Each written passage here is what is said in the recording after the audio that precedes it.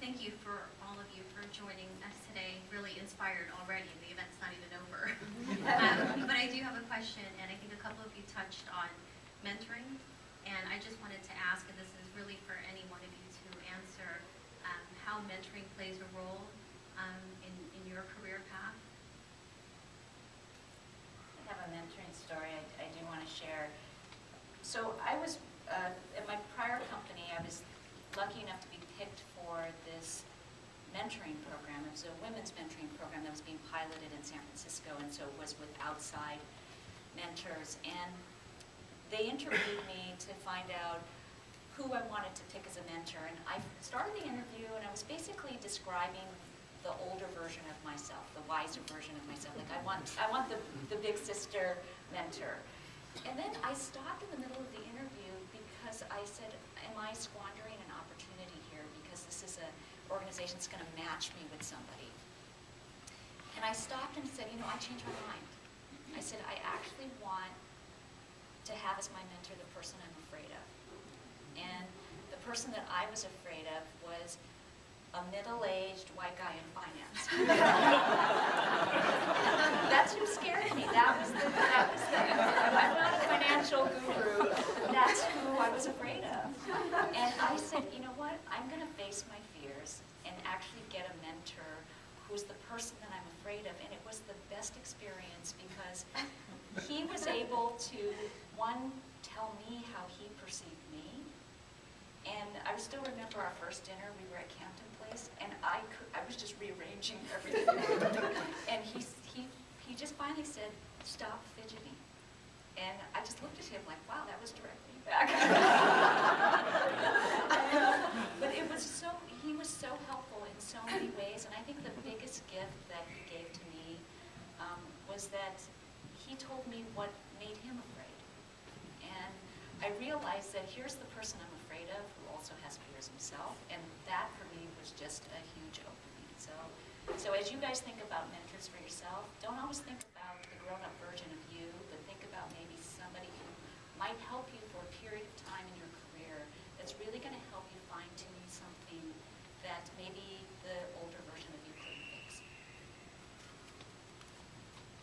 I have a mentor now, same mentor for now 8 years or so, and part of the piece that works for me, and different people are different in how they think, is a mentor is someone who is a great listener, and as they're a great listener, they can really call out some key traits of behaviors or things you're doing well, things you're not doing well, and are not shy in sharing that feedback with you.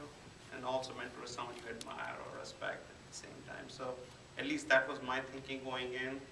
And what I've observed through thick and thin, we have built such a bond now over the years that there is not a problem and there is not a question that I won't feel comfortable asking that person, and vice versa. So I think that it takes a lot of time and commitment from both sides to build a relationship like that. So I would encourage you to think of that in terms of what is a long sustaining relationship that spans companies, spans boundaries of geography. When you think of mentor, or think of who would be the ideal mentor for you.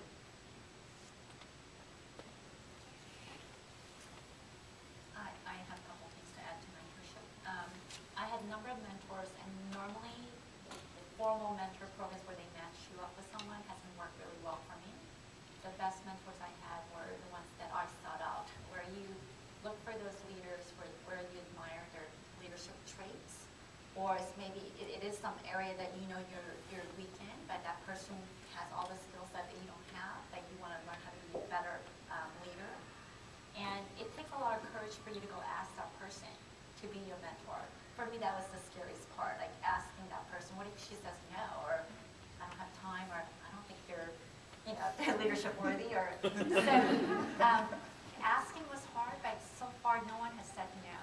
And if you ask nicely, and I think that they're flattered by being asked too, because you're admiring and respecting that person. So, but if you can make it, you're lucky that maybe you had 7 years of great mentorship.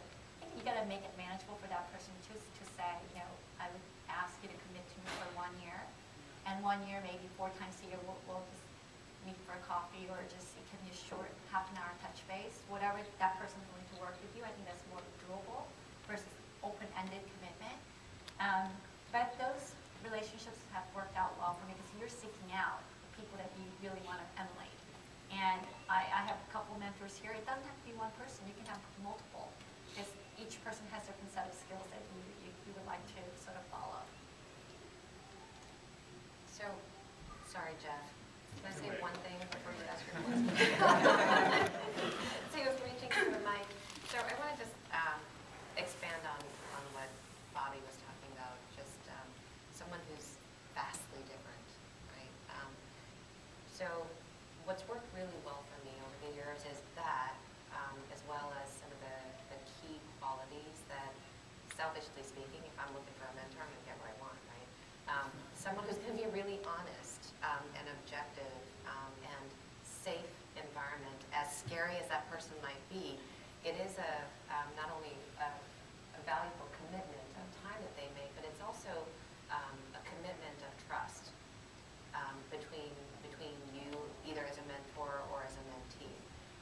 That in a lot of cases, if not all cases, the relationship between a mentor and a mentee, you almost have to assume trust going in, right? Because you've either been referred to that person or recommended, or you've just heard. So I think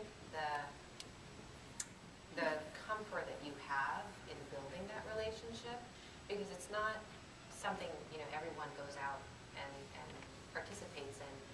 But if you try it, I think you'd find how encouraging it is. I mean, you can also stop the relationship if it's not working for you, but it's a different lens that you look at or look through when you think about mentors. That it is someone who can provide a very candid, objective point of view without judging. And I think a lot of times we need that. I would also encourage, because you don't have to be a certain function or a level or number of years experience, that if you have an opportunity to be a mentor for someone, that it is a powerful experience and one that resonates with you, because that's another way of just kind of sharing, a part of who you are. So never, but I would hope that people kind of look at it both ways. Sorry, Jeff. Thank you. Before Joe, I think all of you can expect to get emails in your inbox after this meeting